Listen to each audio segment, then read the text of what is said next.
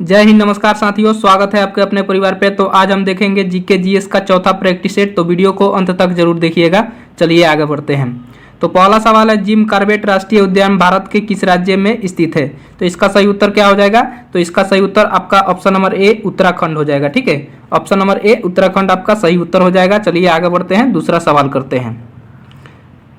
तो दूसरा सवाल है, मांडू महोत्सव निम्नलिखित में से किस राज्य का प्रसिद्ध त्यौहार है? तो इसका सही उत्तर क्या होगा? तो इसका सही उत्तर मध्य प्रदेश हो जाएगा। ठीक है, ऑप्शन नंबर ए आपका सही उत्तर हो जाएगा। यह दिल्ली पुलिस में पूछा गया है। ठीक है, दिल्ली पुलिस 15/12/2020 में पूछा गया है। ठीक है, चलिए आगे बढ़ते हैं, अगला सवाल करते हैं।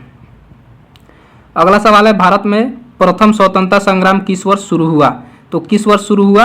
तो आपका सही उत्तर हो जाएगा 1857 में हुआ था। ठीक है, ऑप्शन नंबर ए आपका सही उत्तर हो जाएगा। ठीक है, 1857 में प्रथम बार स्वतंत्रता संग्राम हुआ था। ठीक है, यूपी के मेरठ में हुआ था। ठीक है, चलिए आगे बढ़ते हैं, अगला सवाल करते हैं।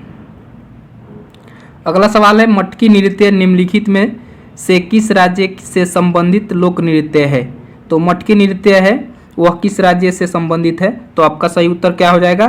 तो आपका सही उत्तर एमपी हो जाएगा, यानी मध्य प्रदेश हो जाएगा। ठीक है, ऑप्शन नंबर सी सही उत्तर हो जाएगा। ठीक है, एसएससी सीजीएल में पूछा गया है सवाल।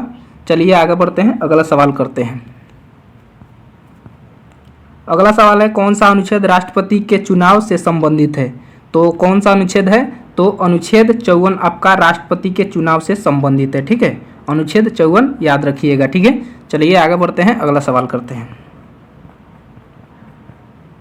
अगला सवाल है, निम्नलिखित में से किस नदी को दक्षिण गंगा के नाम से जाना जाता है? तो आपका सही उत्तर क्या होगा?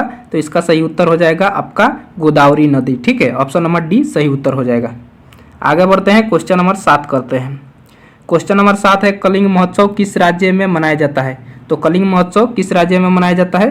तो आपका उड़ीसा में मनाया जाता है। ठीक है, ऑप्शन नंबर डी सही उत्तर हो जाएगा। ठीक है, आगे बढ़े, चलिए आगे बढ़ते हैं, क्वेश्चन नंबर 8 करते हैं।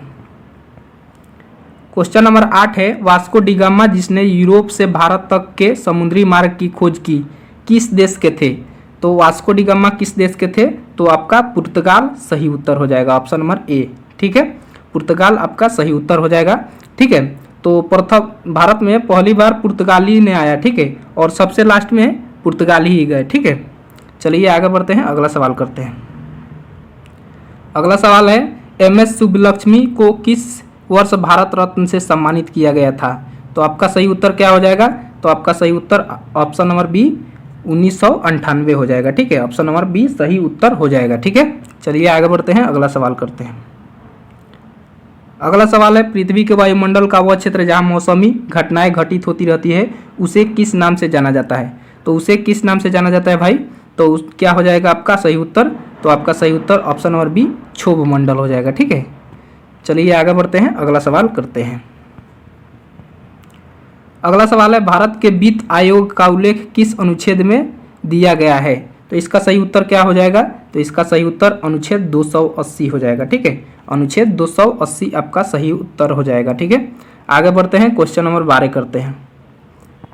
क्वेश्चन नंबर 12 है, भारत का अधिकांश विदेशी व्यापार परिवहन किस माध्यम से होता है? तो इसका सही उत्तर क्या हो जाएगा? तो इसका सही उत्तर समुद्री परिवहन हो जाएगा। ठीक है, भारत में अधिकतर देखते होंगे, भारत में अधिकतर व्यापार समुद्री मार्ग से होता है। ठीक है, तो समुद्री परिवहन आपका सही उत्तर हो जाएगा। आगे बढ़ते हैं, क्वेश्चन नंबर 13 करते हैं। क्वेश्चन नंबर 13 है, किस जनगणना का नारा है हमारी जनगणना हमारा भविष्य? तो आपका सही उत्तर क्या हो जाएगा? तो 2011 में जो जनगणना हुआ था उसका नारा था हमारी जनगणना हमारा भविष्य। ठीक है, तो 2011 आपका सही उत्तर हो जाएगा। आगे बढ़ते हैं, क्वेश्चन नंबर 14 करते हैं। क्वेश्चन नंबर 14 है, टेबल शुगर में अधिकतर क्या शामिल होता है? तो आपका सही उत्तर क्या हो जाएगा?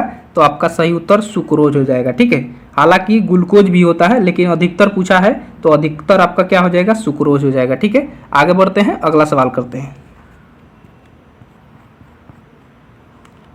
अगला सवाल है, इंडिया शब्द इंडस से आया है जिसे संस्कृत में क्या कहा जाता है? तो इसको संस्कृत में क्या कहा जाता है इंडिया को?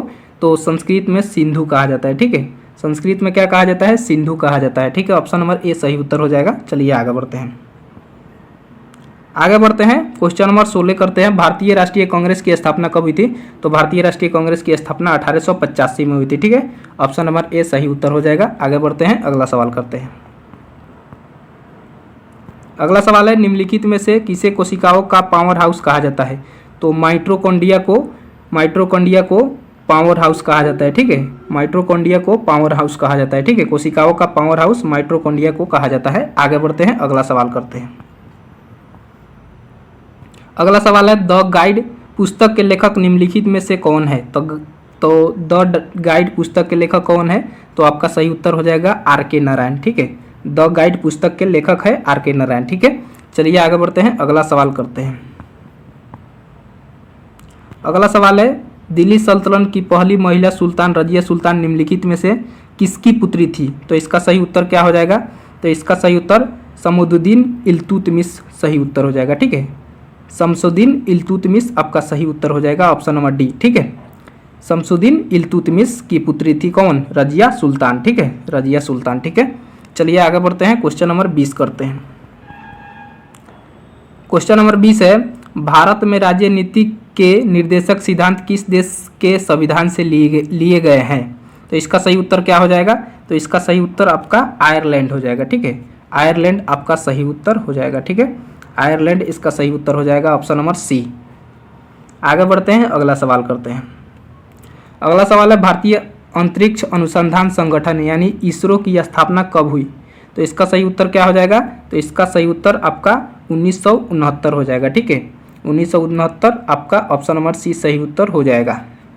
आगे बढ़े, चलिए आगे बढ़ते हैं, अगला सवाल करते हैं। अगला सवाल है, भारत की जनगणना 2011 के अनुसार ग्रामीण भारत में निम्नलिखित में से कौन से राज्य में महिला कार्यबल भागीदारी दर सर्वाधिक है यानी सबसे अधिक है? ठीक है, तो इसका सही उत्तर क्या हो जाएगा? तो इसका सही उत्तर आपका हिमाचल प्रदेश हो जाएगा। ठीक है, ऑप्शन नंबर बी सही उत्तर हो जाएगा। आगे बढ़ते हैं, क्वेश्चन नंबर 23 करते हैं। क्वेश्चन नंबर 23 है, गुप्त काल में सोने के सिक्के को किस नाम से पुकारा जाता था? गुप्त काल में सोने के सिक्के को किस नाम से पुकारा जाता था? तो इसका सही उत्तर क्या हो जाएगा? तो इसका सही उत्तर आपका ऑप्शन नंबर सी दिनार हो जाएगा। ठीक है, ऑप्शन नंबर सी दिनार सही उत्तर हो जाएगा। ठीक है, चलिए आगे बढ़ते हैं, क्वेश्चन नंबर 24 करते हैं। क्वेश्चन नंबर 24 है, विश्व का सबसे ऊंचा पठार कौन सा है? तो इसका सही उत्तर क्या हो जाएगा? तो इसका सही उत्तर तिब्बत पठार आपका सही उत्तर हो जाएगा। ठीक है, ऑप्शन नंबर ए तिब्बत पठार आपका सही उत्तर हो जाएगा। ठीक है, चलिए आगे बढ़ते हैं, क्वेश्चन नंबर 25 करते हैं। क्वेश्चन नंबर 25 है, भरतनाट्यम दक्षिण भारत के राज्य का शास्त्रीय नृत्य है। तो भरतनाट्यम किस राज्य का शास्त्रीय नृत्य है आपको बताना है। ठीक है, तो भरतनाट्यम किस राज्य का है? तो आपका तमिलनाडु एक राज्य है, उसका शास्त्रीय नृत्य है। ठीक है, यानी भरतनाट्यम तमिलनाडु का शास्त्रीय नृत्य। ठीक है, आपका सही उत्तर ऑप्शन नंबर डी तमिलनाडु हो जाएगा। ठीक है, चलिए आगे बढ़ते हैं, आज का होमवर्क क्वेश्चन। यह क्वेश्चन है होमवर्क, आप लोग कमेंट बॉक्स में इसका सही उत्तर बताइएगा। ठीक है, मोढेरा सूर्य मंदिर किस राज्य में स्थित है?